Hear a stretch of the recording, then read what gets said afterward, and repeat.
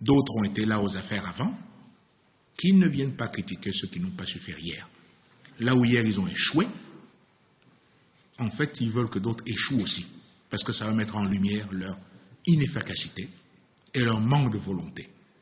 Cette phrase à elle seule incarne toute la détermination affichée par le chef de l'État Ali Bongo Ondimba pour favoriser le démarrage effectif des chantiers et logements sociaux dans notre pays. Le 1er juin a été choisi comme date butoir pour exécuter le coup d'envoi des travaux.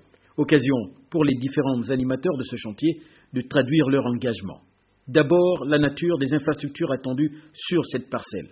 Cette parcelle, il va y avoir à peu près de 678 maisons avec des écoles, avec le système scolaire, l'arrêt des autobus. Il y aura également le bureau des pompiers, etc.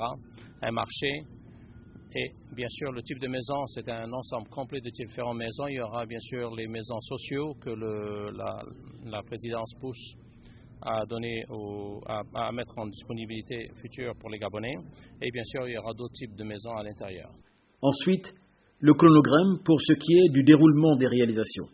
Dans un premier temps, nous sommes en train de démarrer, mais d'ici la fin du mois, notre objectif c'est de libérer 2 plateformes. La première plateforme doit faire 200 mètres carrés, la deuxième plateforme doit faire 100 mètres carrés. Ces plateformes libérées, automatiquement, ils seront dans les dispositions de pouvoir recevoir les logements. Maintenant, nous, on va continuer à progresser. Et les logements vont nous suivre au fur et à mesure et le réseau d'assainissement.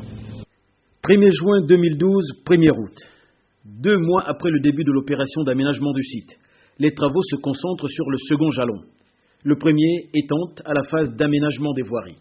Si vous êtes sur le premier jalon, le deuxième jalon, il est juste là où se trouve la niveleuse. Là. Oui. Donc le premier jalon est terminé? Le premier jalon il est terminé, il ne reste que les voies. Bien sûr, quelques obstacles modifient le chronogramme. C'est le cas des nappes d'eau souterraines qui imposent la purge, d'où la présence d'une entreprise de forage. Pour le reste, les blocs sont visibles sur le jalon 1, les ruelles délimitées. Sur le jalon 2, les engins de Mika Service rivalisent de talent pour offrir le meilleur design des lots en exécution. Parce que le deuxième jalon, on a commencé le compactage. Nous sommes en train de mettre les plateformes à jour et tracer les bords. Tout ce qu'il nous reste à faire. C'est le deuxième jalon. Donc, il va nous rester juste 2 jalons, donc le 3 et le 4. L'opération de compactage a débuté sur ce jalon. Objectif, mettre à la disposition des opérateurs immobiliers adjudicataires de marché des espaces viabilisés pour le montage des villas. L'opération entre peu à peu dans sa vitesse de croisière. Notre prochain regard, la parcelle numéro 8.